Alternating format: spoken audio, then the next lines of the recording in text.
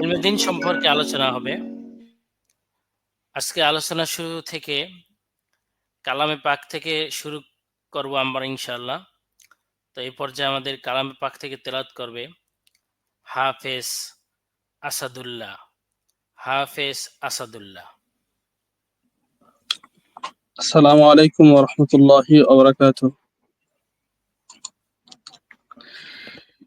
أعوذ بالله من الشيطان الرجيم. بسم الله الرحمن الرحيم. لا يحزنهم الفزع الأكبر وتتلقاهم الملائكة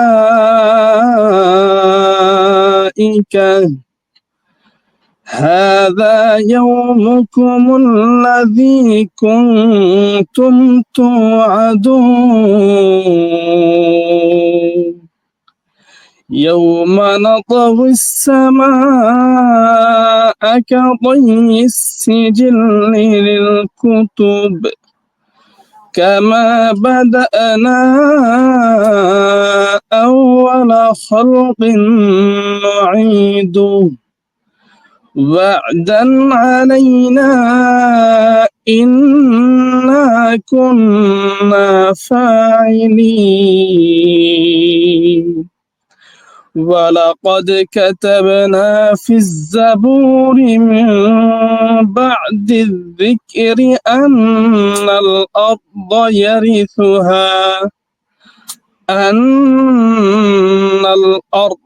يرثها عبادي الصالحون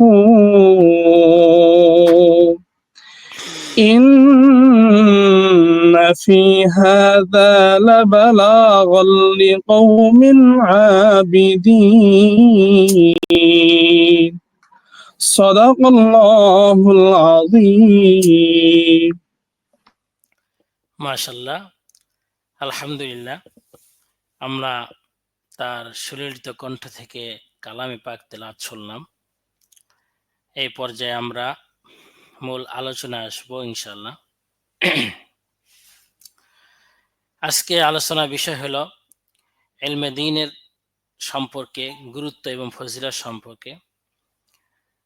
আজকে আলহামদুলিল্লাহ আজকের আলোচক হিসাবে আমি হাফেজ মাওলানা বেলাল হোসাইন আপনাদের সঙ্গে আছি। এখনই আমাদের আলোচনা ইনশাআল্লাহ শুরু হবে।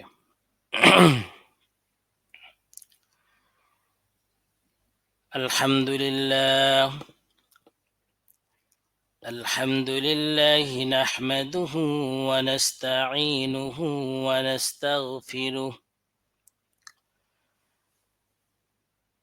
ওয়া নু'মিনু বিহি ওয়া নাতাওয়াক্কালু আলাইহি ونعوذ بالله من شرور أنفسنا ومن سيئات أعمالنا من يهده الله فلا مضل له ومن يضلله فلا هادي له ونشهد أن لا إله إلا الله وحده لا شريك له ونشهد أن محمدا عبده ورسوله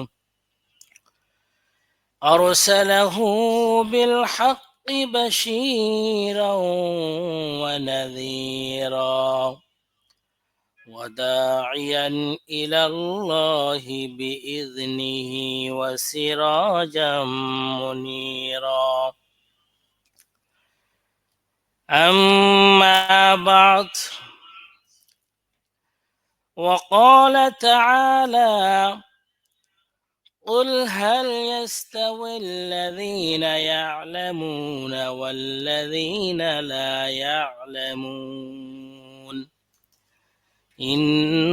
إنما يتذكر يتذكر أولو الألباب. وقال رسول الله صلى الله عليه وسلم: طلب العلم فريضة على كل مسلم. وقال رسول الله صلى الله عليه وسلم: من سلك طريقا يلتمس فيه علما سهل الله له به طريقا إلى الجنة.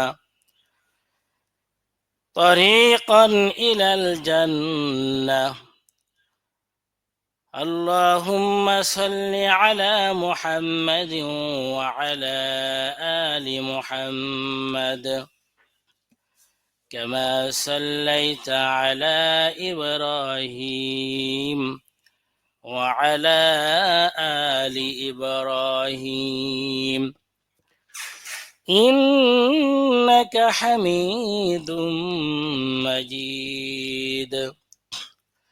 اللهم بارك على محمد وعلى آل محمد كما باركت على إبراهيم وعلى آل إبراهيم إنك حميد مجيد. আলহামদুলিল্লাহ, আল্লাহ সুবহানাহু ওয়া তাআলা দরবার অসংখ্য অগণিত শুকর ও সুজুদ যে মহান রব্বুল আলামিন আমাকে এমন একটি প্ল্যাটফর্মে আজকে আলোচনা করার জন্য সুযোগ করে দিয়েছেন। এই জন্য সর্বপ্রথম আমি আল্লাহ রব্বুল আলামিনের দরবারে অসংখ্য অগণিত শুকর আদায় করি, আলহামদুলিল্লাহ। আল্লাহ সুবহানাহু ওয়া তাআলা আজকে এমন একটি প্ল্যাটফর্মে আজকে সুযোগ করে দিছে। আল্লাহ রব্বুল আলামিনের শুকর আদায় যদি আমি করি অন্তর থেকে, তাহলে আল্লাহ রব্বুল আলামিন আমাকে এর থেকে আরো বড় বড় প্ল্যাটফর্মে আল্লাহ রব্বুল আলামিন আমাকে সুযোগ করে দিবেন ইনশাআল্লাহ। যাই হোক, আমরা যারা এই আজকে লাইফে আমরা যারা অংশগ্রহণ করেছি, সকলের প্রতি আমার সর্বপ্রথম রহিল আসসালামু আলাইকুম ওয়া রাহমাতুল্লাহি ওয়া বারাকাতুহু। আজকে আলোচনার বিষয় হলো, আমরা জানি আলোচনার বিষয় হলো ইলমের ফজিলত এবং এটার গুরুত্ব। আমরা জানি আল্লাহ রব্বুল আলামিন কোরআনে পাকে সর্বপ্রথমেই আল্লাহ রব্বুল আলামিন বলেছেন, ইকরা, পড়ো। ইসলামের ইলমের গুরুত্ব অপরিসীম। মুসলমানদের প্রতি ইসলামের প্রথম কথাই হলো ইকরা, পড়ো, জ্ঞান অর্জন করো। তথা ইলম অর্জন করা ইসলাম থেকে ইলমকে আলাদা করার কোনো সুযোগ নাই, অসম্ভব, আলাদা করা যাবে না। ইসলাম পালন করার ক্ষেত্রে, পালন করার জন্য সর্বপ্রথম গুরুত্বপূর্ণ বিষয় হলো ইলম। প্রত্যেকটি অংশের মধ্যে ইলম বিরাজমান। আমলের ক্ষেত্রে প্রত্যেকটি অংশের মধ্যে ইলম হলো একটা বিরাজমান। ইলম লাগবেই। ইলম ছাড়া সঠিকভাবে ইসলাম পালন করা, ইসলাম মতো চলা আমাদের পক্ষে অসম্ভব। যেমন ব্যক্তি জীবন, পারিবারিক জীবন, সামাজিক জীবন, রাষ্ট্রীয় জীবন, সত্যিকার্থে কোনো ক্ষেত্রে ইসলাম পালন করা ইলম ছাড়া অসম্ভব। ইলম ছাড়া ইসলাম পালন করা যাবে না। ওমর ইবনে আব্দুল আজিজ রহমতুল্লাহ আলাইহি বলেন, মান আমিলা আলা গায়রি ইলমিন কানা মা ইফসাদাউ আকসারু মিম্মা ইসলাহ। যে ব্যক্তি ইলম ছাড়া আমল করব, সে সঠিকভাবে যতটুকু আমল করবে বা করুক না কেন, এটা ইলম ছাড়া আমল করলে তার আমলটা বরবাদ হয়ে যাবে। দ্বীনি ইলম শিক্ষা করা প্রত্যেকটা মুসলমানের উপর ফরজ।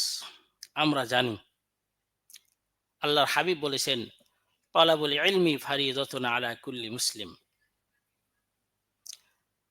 আমরা এই হাদিসকে শুধু ইলমে দ্বীন শিক্ষা করা প্রত্যেক মুসলমানের উপর ফরজ এতটুকুর উপর সীমাবদ্ধ করেছি, অথচ এই হাদিসের আলোচনা অনেক। এখন আমাদের ইলম জানতে হবে যে ইলমে দ্বীন শিক্ষা করা প্রত্যেকটা নর নারীর উপর ফরজ। কতটুকু ইলম আমাদের জানতে হবে, সেটা ইলমটা কতটুকু। ইলমের মধ্যে ভাগ করা আছে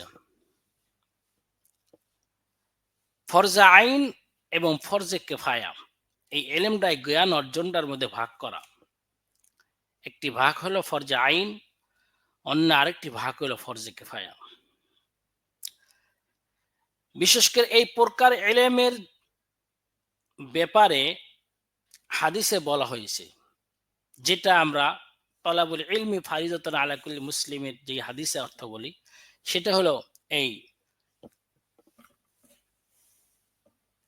ইলমে দ্বীনের গুরুত্ব, অর্থাৎ ফরজে আইন যেটা, এই হাদিসের সারমর্ম হলো ফরজে আইন ইলমের ব্যাপারে। এখন ফরজে আইন কতটুকু আমাদের এসে ফরজে আইন কতটুকু। একজন মানুষ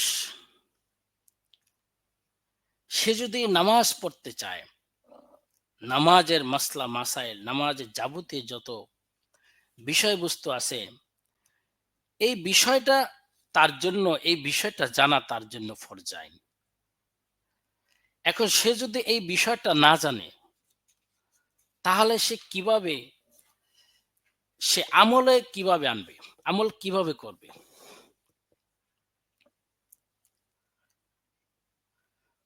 আরেকটা ইলম হলো ফরজে কেফায়া, যেটা স্বতন্ত্রভাবে সকলের উপর ফরজ না, তার সমষ্টিভাবে সকলের উপর ফরজ। অর্থাৎ সমাজের কিছু মানুষ যদি এটা আদায় করে তাহলে হয়ে যাবে। কিন্তু যেটা ফরজে আইনের ইলমটা, এটা প্রত্যেকটা মানুষের উপরে জানতে হবে। প্রত্যেকটা মানুষের, নর ও নারী, প্রত্যেকজনের উপর ফরজ। ইলম বলা হয় মওকুফ আলাই। ইলমটা হলো মওকুফ আলাই, অর্থাৎ দ্বীনের প্রত্যেকটি আমলের উপর নির্ভরশীল ইলম। বুখারী শরীফের মধ্যে আল্লামা বুখারী রহমতুল্লাহ আলাইহি শিরোনামে বলছেন, বাবুল ইলমি ক্বাবলাল কওল ওয়াল আমল। সকল কথা ও আমলের আগেই হচ্ছে সেই বিষয়টাই হলো ইলম। এ কারণে হাকিমুল উম্মাত আশরাফ আলী থানভী রহমতুল্লাহ আলাইহি বলেছেন যে আমলের যেই হুকুম তার ইলম অর্জন করাটা একই হুকুম। যে আমলের যেই হুকুম তার ইলম অর্জন করা একই হুকুম। অর্থাৎ যে আমলটি ইসলামের ফরজ, তার ইলম অর্জন করা ইসলামের ফরজ। যেটা ওয়াজিব, তার ইলম অর্জন করা ঠিক ওয়াজিব, যেটা সুন্নাত তার এলেম অর্জন করা সুন্নাত। তদ্রূপ যেটা হারাম বলা হয়েছে কোরআন ও হাদিসের মধ্যে থেকে, যেটা হারাম বলেছে তার এলেম অর্জন করা ফরজ, আর যেটাকে মাকরুহে তাহরিমি বলা হয়েছে তার এলেম অর্জন করা ওয়াজিব। এ কথায় বলা যায় যে ইসলামে যে বিষয়টি বেশি গুরুত্বপূর্ণ, ইসলামের মধ্যে যেই বিষয়টি বেশি গুরুত্বপূর্ণ, তার এলেম, তার জ্ঞান অর্জন করা ঠিক ততটুকুই গুরুত্বপূর্ণ।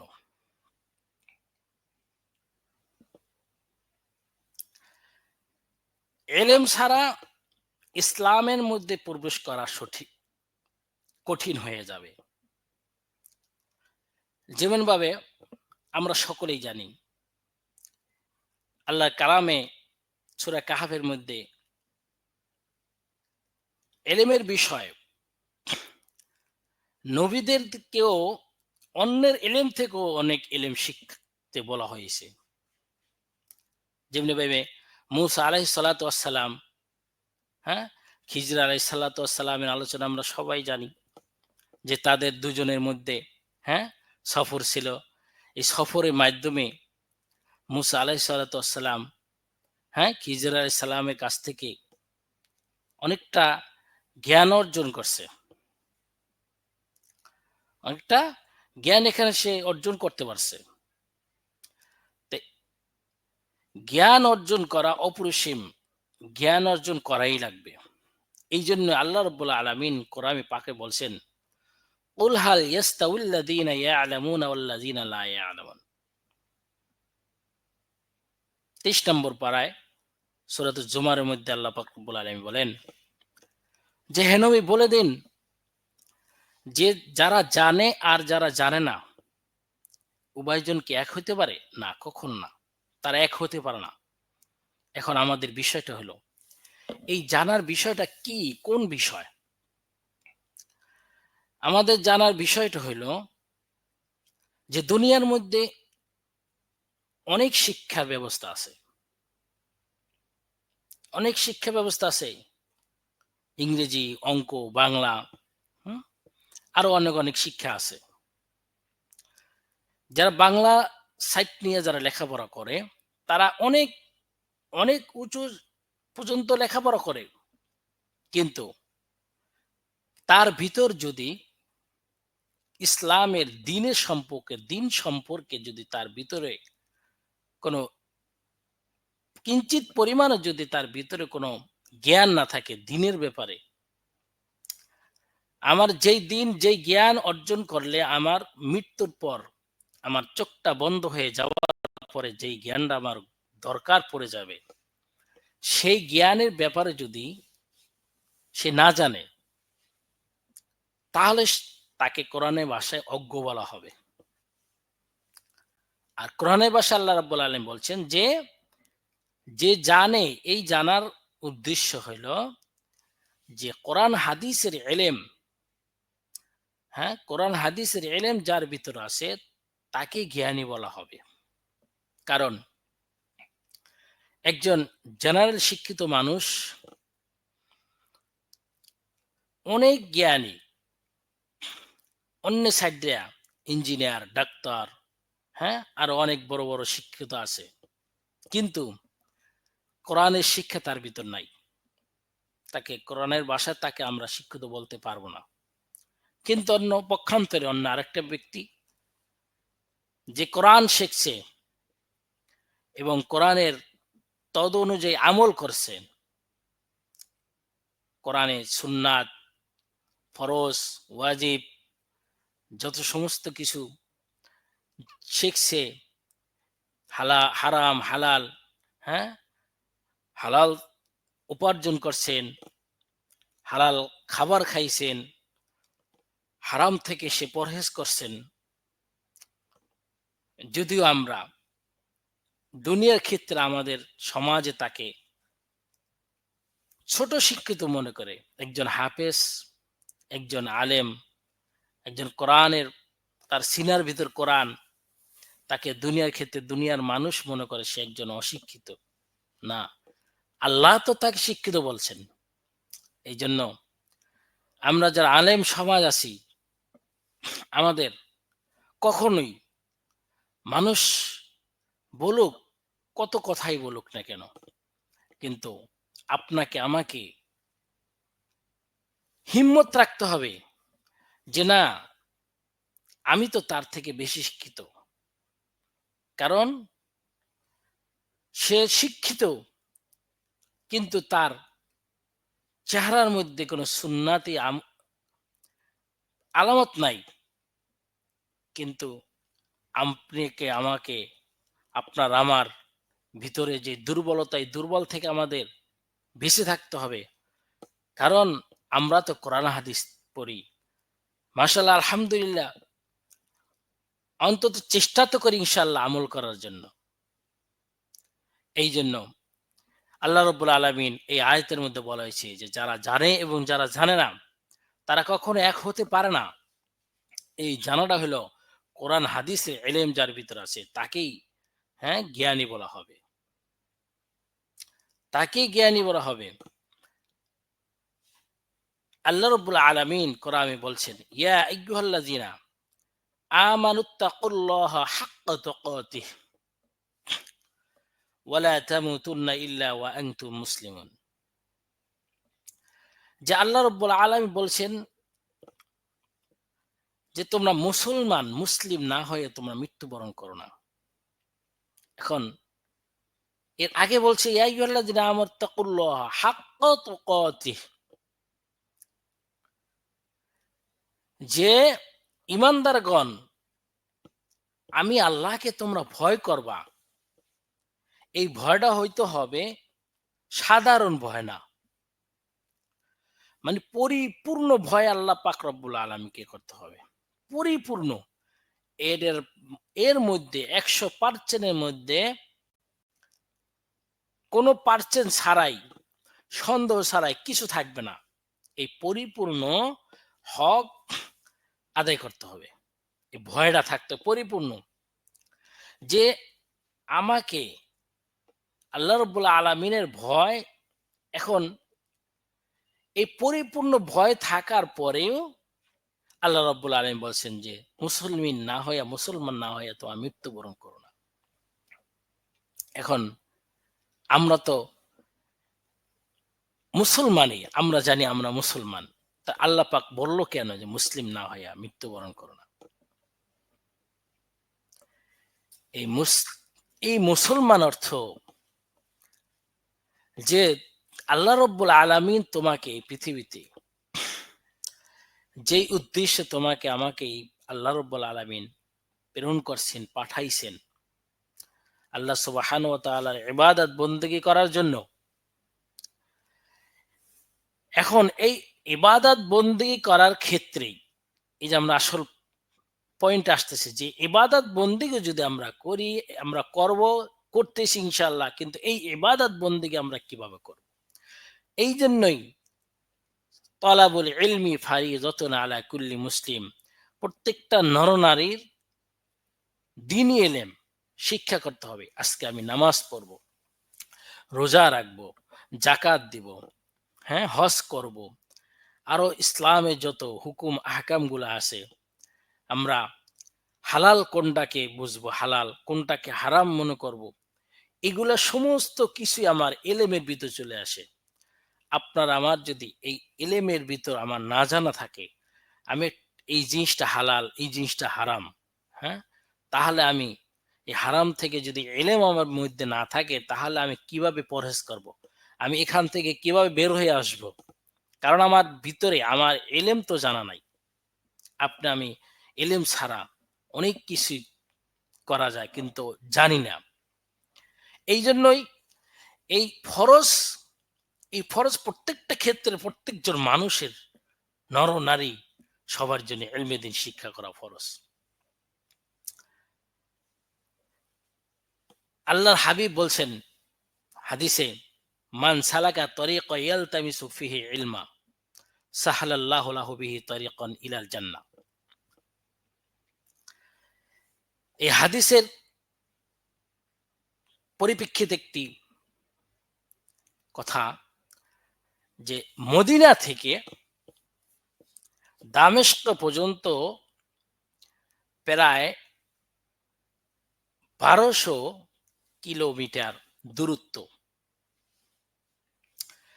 এই হাদিসের অর্থ এক সাহাবী শুনছে হুজুর সাল্লাল্লাহু আলাইহি সাল্লাম কাছ থেকে, জানে যে ইলমে দ্বীন শিক্ষা করতে গিয়ে যদি কেউ ঘর থেকে বাহির হয়, হ্যাঁ, তাহলে তার জান্নাতের রাস্তা তার জন্য সহজ করে দেওয়া হয়। সুবহানাল্লাহ। এই হাদিসটা আরো যাচাইয়ের জন্য এই মদিনা থেকে দামেস্কে এক সাহাবী ছিল আবু দারদা, তার কাছে এক ব্যক্তি চলে গেল। যাবার পরে বলতেছে, আমি আপনার কাছে আসছি একটি হাদিস অর্থ, এই হাদিসের মর্ম জানার জন্য। আমি জানি এটা সত্য, তারপরে আসছি। সে বলতেছে, আবু দারদা বলতেছে, তুমি অন্য কোনো উদ্দেশ্য আসছো, ব্যবসার উদ্দেশ্য বা অন্য কোনো উদ্দেশ্যে কি তুমি আসছো? কয় না না, আমি এই এত দূর পাড়ি দিয়ে আমি একটা হাদিসের জানার জন্য আমি আসছি, যে আল্লাহর হাবিব বলছেন যে ব্যক্তি ইলমে দ্বীন শিক্ষা করার জন্য বের হইল, তার রাস্তা আল্লাহ রাব্বুল আলামিন সহজ করে দেয়। তখন আবু দারদা রাদিয়াল্লাহু তাআলা আনহু বলছে, হ্যাঁ, কথা সত্য, 100% সত্য, এই কথার মধ্যে কিঞ্চিত পরিমাণও ভুল নাই। এই জন্য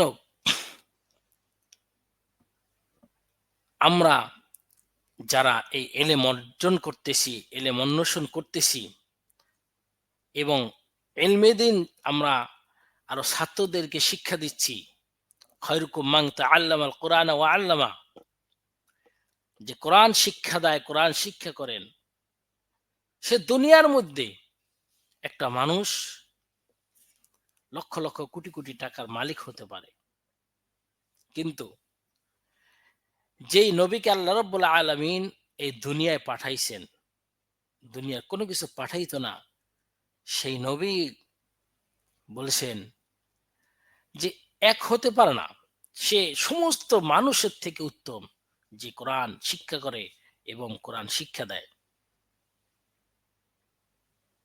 ইলমে দ্বীন শিক্ষা করার জন্য, তালেবে ইলম কোরআন অর্জন করার জন্য, অন্বেষণ করার জন্য সে অনেক চেষ্টা করতেছে এবং ছাত্রদেরকে শিখাইতেছে, এক সমান না, সে অনেক অনেক মর্যাদাশীল একজন মানুষ। এই জন্য আল্লাহ হাবিব বলছেন যে খায়রুকুম মান তাআল্লামাল কুরআন ওয়া আল্লামা, যে তোমাদের মধ্যে সর্বোত্তম ওই ব্যক্তি যে কোরআন শিক্ষা দেয় এবং শিক্ষা করেন। এখন আমরা যারা আলেম ওলামারা আছি, ইন্নামাল উলামা ওয়ারাসাতুল আম্বিয়া, যে ওলামারা হইল নবীদের ওয়ারিস। এই ওয়ারিস বলতে দুনিয়ার যে সয় সম্পত্তির ওয়ারিস তা না, এই ওয়ারিস হইল জ্ঞানের ওয়ারিস, ইলমে দ্বীনের ওয়ারিস, কোনো টাকা পয়সা ওয়ারিস না। আলেমদের অনেক বহু দায়িত্ব আছে, অনেক বহু দায়িত্ব। আলেম যারা আছি আমরা, তাদের, কারণ নবী আর আসবে না, এই নবীওয়ালা কাজগুলা এই আলেমরা করবে। এখন সে কিভাবে করবে? একজন আলেম তার পরিপূর্ণভাবে একটা জ্ঞান তার ভিতর জানতে হবে, ভালো করে জানতে হবে। সে জানার পরে সে অন্য একজনকে সুন্দর করে সে অন্য একজনকে শিক্ষা দিতে পারবে।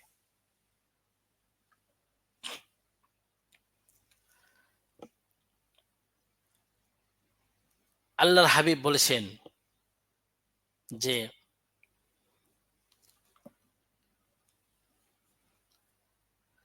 আলা কুল্লুকুম রাইন ওয়া কুল্লুকুম মাসউলুন আন রাইয়াতিহি, যে আমরা প্রত্যেকটা মানুষ দায়িত্বশীল। প্রত্যেকটা মানুষ দায়িত্বশীল। কারণ একটা সমাজ, একটা ফ্যামিলির মধ্যে যে সবচেয়ে বড় যে পিতা, সে একজন দায়িত্বশীল। মাও দায়িত্বশীল, বড় ভাই সেও দায়িত্বশীল। তার কাজ কি? আল্লাহ রাব্বুল আলামিন বলছেন যে, ইয়া আইয়ুহাল্লাযীনা আমানু কু আনফুসাকুম ওয়া আহলিকুম নারা।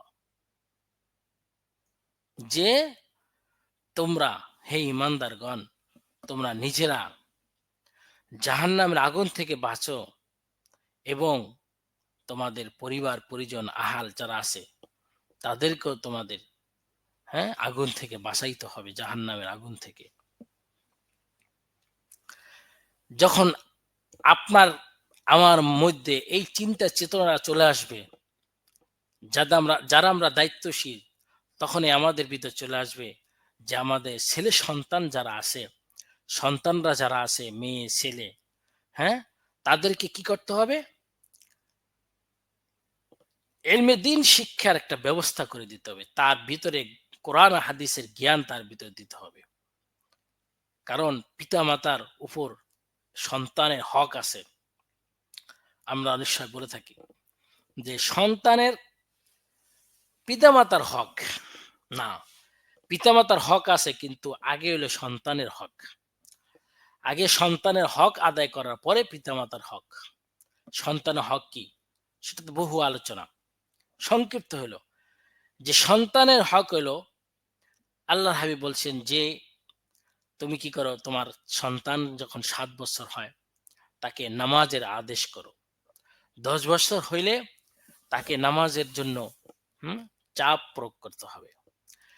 এখন এই যে একটা কথা যে 7 বছরে নামাজ আদেশ করো।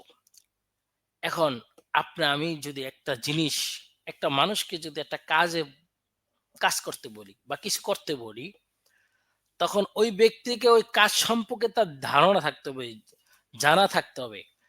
এখন বুঝতে হবে তাহলে আপনার আর আমাদের সন্তানকে 7 বছরের আগেই ইলমে দ্বীন শিক্ষা, এই নামাজের শিক্ষা দিতে হবে। যখন আমি শিক্ষা দেব, তারপর আমি বলতে পারবো তুমি নামাজ পড়ো।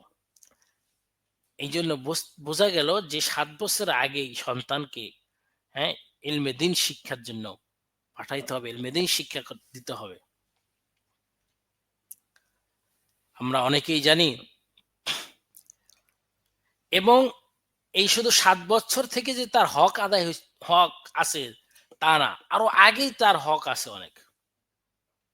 তার আগেই অনেক হক। নবী করিম সাল্লাল্লাহু আলাইহি সাল্লামের দরবারে এক সাহাবী আসলো, এক ব্যক্তি আসলো যে, হুজুর, আমার সন্তান আমার কথা শোনে না। তখন বলতেছে, তোমার সন্তানের নাম কি রাখছো? বলতেছে জো, মানে জো। আমরা তো অনেক সময় দুনিয়ায় রাখি জুয়েল, জো। সে বলতেছে, তুমি তো ফার্স্টে তোমার সন্তানের হক আদায় করতে পারো নাই। কারণ ফার্স্টে হলো তোমার সন্তানের হক, তাকে সুন্দর একটি নাম রাখা। তারপর তার এই সন্তানের হক আদায় করতে হবে। তাকে ইলমে দ্বীন শিক্ষা করাইতে হবে, দিতে হবে। আপনি যেমনি ভাবে আগুন থেকে বাঁচবেন জাহান্নামের, আপনার সন্তান, আপনার ছেলে মেয়ে, আপনার আহাল, আপনার পরিবার পরিজন, আপনার আশেপাশের লোকজন, আপনার সমাজ, তারা যদি জাহান্নামে চলে যায়, আপনি একা জান্নাতে যাইতে পারবেন না। কারণ আপনার হক তো আপনি আদায় করেন নাই। আপনার প্রতিবেশীর হক আছে, সন্তানের হক আছে, বাপ-মার হক আছে, ছেলেরও হক আছে বাপ-মার কাছে, বাপ-মার হক আছে ছেলে সন্তানের কাছে, প্রতিবেশীদের হক আছে, সামাজিক যারা আছে তাদেরও হক আছে। এইজন্য আল্লাহর হাবিব বলতেছেন, তলাবুল ইলমি ফারিদাতুন আলা কুল্লি মুসলিম, যে প্রত্যেকটা নর-নারীর উপর ইলমে দ্বীন শিক্ষা করা। এইজন্য আপনার আমার সন্তানের সর্বপ্রথম হক হইল, হ্যাঁ সর্বপ্রথম যেটাকে আমরা গুরুত্ব দেই, সেটাই হলো তাকে কোরআন হাদিসের জ্ঞান দিতে হবে আগে, এবং তাকে জাহান্নামের আগুন থেকে তাকে বাঁচানোর চেষ্টা করতে হবে। আপনি আমি তো আর জাহান্নামের আগুন থেকে বাঁচাইতে পারবো না। জাহান্নামের আগুন থেকে বাঁচাইবে আল্লাহ রাব্বুল আলামিন। কিন্তু আপনার আমার তো চেষ্টা করতে হবে। আপনি আমি যদি জাহান্নামের আগুন থেকে আমার সন্তানকে বাঁচানোর চেষ্টা না করি, সেটা কিরকম? মনে করেন আপনি আমি বলে থাকি তো আল্লাহ পাক রব্বুল আলামিনই যা করে সমস্ত কিছু আল্লাহ রব্বুল আলামিন করেন। তা আমি তো জাহান্নামের আগুন থেকে বাঁচাইতে পারবো না। একটা উদাহরণ যেমনি ভাবে আপনার আমার জমি আছে। জমিনে আপনি তো ঘরে বসে, বসে যদি বলেন এই জমিনে ধান হয়ে যাও, ফসল হয়ে যাও, হবে না। আপনার আমার চেষ্টা করতে হবে ওই জমিনে হাল চাষ করতে হবে, বীজ রোপণ করতে হবে। তারপর আল্লাহ আপনাকে দিবে। ওই আপনার যে চেষ্টাটা সেইটা তো আপনার করতে হবে। আপনি আমি যদি বিয়ে-শাদী না করে বলি আল্লাহ তো আমাকে দিবে। আপনি আমি যদি বিবাহ-শাদী না করে বলি আল্লাহ আমাকে সন্তান দাও, সন্তান দাও। তাহলে আল্লাহ আপনাকে সন্তান দিবে কেমনে? কারণ আপনার তো এখানে একটা দায়িত্ব ছিল যে বিবাহ করা, তারপর আল্লাহ রাব্বুল আলামিনকে চাওয়া। এইজন্যই আপনার আমার সন্তানের প্রতি হক হইল তাকে জাহান্নামের আগুন থেকে তাকে বাঁচাইতে হবে। সর্বপ্রথম এইটাই হক। আমরা সেটাকে না উপেক্ষা করে না মাইন্যা আমরা সন্তানের দুনিয়ার যত চাওয়া পাওয়া আছে, হ্যাঁ? সেদিকে আমরা লক্ষ্য রাখি। দুনিয়ার চাওয়ার দিকে আমরা লক্ষ্য রাখি। কেন? দুনিয়ার চাওয়া তো অবশ্যই দিব, ঠিক আছে। কিন্তু ফার্স্ট নাম্বার চাওয়া হইল তাকে জাহান্নাম আগুন থেকে তাকে বাঁচাইতে হবে। আপনার আমার এই ব্যাপারে সতর্ক থাকতে হবে, চেষ্টা করতে হবে। এই তালেবে ইলম যারা, আপনার আমার সন্তান যখন ইলমে দ্বীন শিক্ষা করবে, আপনার আমার সন্তান যখন ইলমে দ্বীন শিক্ষা করবে, যে বলা হয়েছে আল্লাহর হাবিব বলছে যে রাস্তা দিয়ে তালেবে ইলমরা ইলম অন্বেষণকারীগণ যাতায়াত করবে, হ্যাঁ, ওই ফেরেশতাদের আল্লাহ পাক রব্বুল আলামিন আল্লাহ তাআলা ফেরেশতাদের নূরে ফেরেশতাদের, তাদের পর ওই তালেবে ইলম যারা যে ইলমে দ্বীন অন্বেষণ করার জন্য। এখন এই ইলমে দ্বীন আপনি কখন অন্বেষণ করবেন? আপনি কখন তালেবে ইলম হবেন? কখন ছাত্র হিসাবে করবেন? আমি তো চিন্তা করি যে তালেবে ইলম হ হয় মনে হয় এই বাচ্চা বয়সী। না। আপনার আমার যেমনিভাবে ইলমে দ্বীন শিক্ষা করা ফরজ, আমি অনেকে আমরা ছোটকাল থেকে শিখতে পারি নাই, বুঝি নাই। আমার সন্তান, আমার পিতামাতা আমাদেরকে বুঝাইতে পারে নাই। হ্যাঁ, যখন আপনার আমার যখনই বুঝ আইসে গেছে, যখনই আপনার আমার বুঝ চলে আসবে, তখন থেকে আপনার এই ইলমে দ্বীন শিক্ষা করতে হবে। যখন আপনার বুঝ শুরু আসছে, তখনই আপনি মনে করবেন আপনার ইলমে দ্বীন শিক্ষা করে এখন থেকেই। তখন থেকে যদি আপনি ইলমে দ্বীন শিক্ষা করেন, তখন থেকে আপনি ছাত্র, তালেবে ইলম। যখনই আপনার বুঝ চলে আসবে, আপনি যত বয়স হন, আপনার ২০ বছর হোক, ৩০ বছর হোক, ৪০ বছর হোক, ৫০ বছর হোক না কেন, যখনই আপনার বুঝ চলে আসবে, তখন থেকে আপনি ইলমে দ্বীন শিক্ষা করতে হবে। আপনি নামাজ আদায় করবেন, হুম? আপনার সূরা কেরাত যদি সহিহ না হয়, নামাজ ভঙ্গের কারণের মধ্যে সর্বপ্রথম হইল নামাজ অসহিহ পড়া, অশুদ্ধ পড়া। আমি যদি এই কোরআনকে আল্লাহ রাব্বুল আলামিন যেই কালাম দিয়েছেন, এই কালাম যদি আমি সহি করে না পড়ি, আমাদের সমাজে হাজারো মানুষ আছে, লাখো মানুষ আছে যারা আলেম না, হ্যাঁ, যারা আলেমবিহীন যারা আছে, তাদের মধ্যে শতকরা অন্তত ৯৫ কি আরো বেশি মানুষ তাদের কোরআন সহি নাই। তাদের নামাজটা সুন্দর করে সহি করে পড়ে না। সুন্নাত তরিকায় দাঁড়ানো হয় না।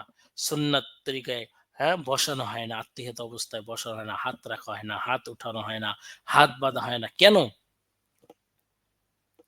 অথচ সে 40 বছর যাবৎ সে নামাজ পড়তেছে, 50 বছর যাবৎ সে নামাজ পড়তেছে, নামাজ পড়ে তার কপাল কালো হয়ে গেছে, কিন্তু নামাজ পড়ে কিন্তু তার আদৌ এখন অনেকেই আছে, তার আদৌ তার বুঝ শক্তি আসে নাই যে আমি যে নামাজ পড়তেছি আমার এই নামাজ কি সহি হচ্ছে কিনা।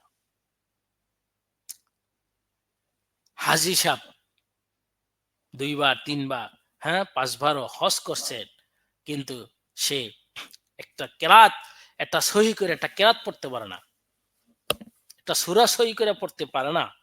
হ্যাঁ, কিন্তু সে 40 বছর যাওয়ার নামাজ পড়তেছে, 20 বার হজ করছেন। কি হবে? কেন এই ভুলগুলো কেন হচ্ছে? ওই তালাবুল ইলমি ফারিদাতুন আলা কুল্লি মুসলিম, এই হাদিসের সারমর্ম বোঝে নাই, এবং ওই সময় বুঝে ওঠে নাই, তখন সে ইলমে দ্বীন শিক্ষা করে নাই। এখন বৃদ্ধ বয়সে অনেক সময় বলে থাকে, মুরব্বী লেভেলে যারা আছি তারা অনেক সময় মাদ্রাসা তালিবে ইলমদেরকে ঘৃণার চোখে দেখে। এত বছর যাবত আমরা নামাজ পড়তেছি, 40 বছর যাবত নামাজ পড়তেছি, কেউ কখনো কিছু বললো না, তোমার কাছে এখন অসহ্য হয়ে গেছে। এটাই সত্য, এটাই সত্য। আপনার ভালো লাগুক আর না লাগুক, আপনার সহি করা কোরআন তেলাওয়াত করতে হবে, সহি করা কোরআন পড়তে হবে। আমি যতই 5 বার 10 বার হজ করি না কেন, আপনার যদি কোরআন সহি করা সহি শুদ্ধভাবে আপনার নামাজ যদি না হয়, হ্যাঁ নামাজের মাসলা মাসাইল, রোজার মাসলা মাসাইল, আজকে আমাদের যে ইলমে দ্বীন শিক্ষা করা প্রত্যেক মুসলমান যে ফরজ, ফরজ, এই ফরজের মধ্যে এই মাসলা মাসাইল গুলা আমি নামাজ পড়তেছি, কিন্তু আমি জানি না যে অনেক সময় আমরা ইমাম সাহেব রুকুতে চলে গেছে, একটা মানুষ সে আসলো, ইমাম সাহেব রুকুতে যাওয়া অবস্থায় আমরা অনেক সময় অনেক মুসল্লিরা ইমাম উঠে গেছে, ইমাম রুকু থেকে উঠে গেছে, এখন মুসল্লি একজন দৌড়ে আসিয়া সে একা একা রুকু দিয়া সে আবার উঠে গেল। আদৌ সম্ভব না, নামাজ হয়েছে কিনা সে নিজেও জানে না, কিন্তু সে তো ইমামের সাথে রুকু পায় নাই, সে একা একা নিজে নিজে রুকু করছে। এই যে মাসলাগুলা, আরো কত মাসলা মাসাইল আছে। এই আখিরি বৈঠকে কি কি পড়তে হবে জানে না, ভিতরে নামাজে কি কি পড়তে হবে জানে না। এই যে ইলমে দ্বীন যে শিক্ষা করে নাই, এটা কার? এটা কিন্তু আমরা আমি যারা আল উলামা ওয়ারাসাতুল আম্বিয়া আছি, তাদেরও হক আছে। এই যারা আমাদের সমাজে যারা নামাজি ব্যক্তি, আবেদ ব্যক্তি যারা আছে, নামাজ পড়ে খুব ভালো মানুষ, কিন্তু ওই ব্যক্তিকে আমি কখনো জিজ্ঞাসা করি নাই যে দাদা, আঙ্কেল, খালু, চাচা, আপনার একটা সূরা পড়েন, আপনার সূরাটা কি সহি আছে কিনা। এই জন্য যারা আমরা আলেম আছি, আমাদের 1 নম্বর দায়িত্ব, কর্তব্য, যে যাদের আমাদের সমাজে যারা অসহি করে নামাজ পড়তেছে, অসহি করে ইবাদত বন্দেগী করতেছে ঠিকই, কিন্তু সহি মতো না, আল্লাহর হাবিবের সুন্নাত তরিকা হচ্ছে না, আপনাকে আমাকে এই সুন্নাত তরিকায় তাদেরকে শিখাই দিতে হবে।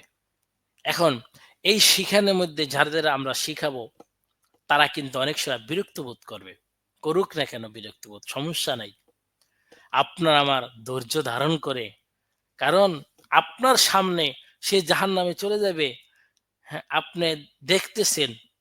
এই জন্য আপনার দুনিয়ায় সে আপনাকে একটা কটুক্ত কথা বলুক না কেন, সে যাই বলুক না কেন, তাকে আপনি ধৈর্যের সাথে তাকে আপনি বুঝাইয়া, সুন্দর করে বুঝ দিয়ে তাকে আপনার আয়ত্তে এনে তাকে আপনাকে আবার সূরা কেরাতগুলা সহি করে দিতে হবে। এটা আপনার আমার সমাজের দায়িত্ব। এই জন্য বলা হইতেছে আল উলামা ওয়ারাসাতুল আম্বিয়া, ওলামারা হলো নবীদের ওয়ারিস। এই নবীদের ওয়ারিস, এই ইলমে দ্বীন, কোরআন শিক্ষা দেওয়া, হাদিস শিক্ষা দেওয়া, এগুলা তাদেরকে দিতে হবে, তাদেরকে শিখাইতে হবে, বুঝাইতে হবে। এখন তাদের বয়স হয়েছে, তারা বুঝবে না, তাদের সেই পড়ার মন মানসিকতা নাই, এটাই স্বাভাবিক। এটা আপনার রাগ হইবেন না, রাগ সে হবে, কারণ তার তো এখন পড়ার মন মানসিকতা নাই। কিন্তু তাকে মন মানসিকতা কিভাবে তৈরি করতে হয়, তাকে মোটিভেট করতে হবে, বারবার তাকে মোটিভেট করে করে তার উপর অনেক কাউন্সিলিং করতে হবে, বেশি বেশি তাকে কাউন্সিলিং করার পরে সে তার ভিতরে একটা মোটিভেট তৈরি হবে, তার ভিতর মন দিল নরম হবে, তখন সে বলবে আসো আমাকে একটা সূরা কিরাত শেখাও।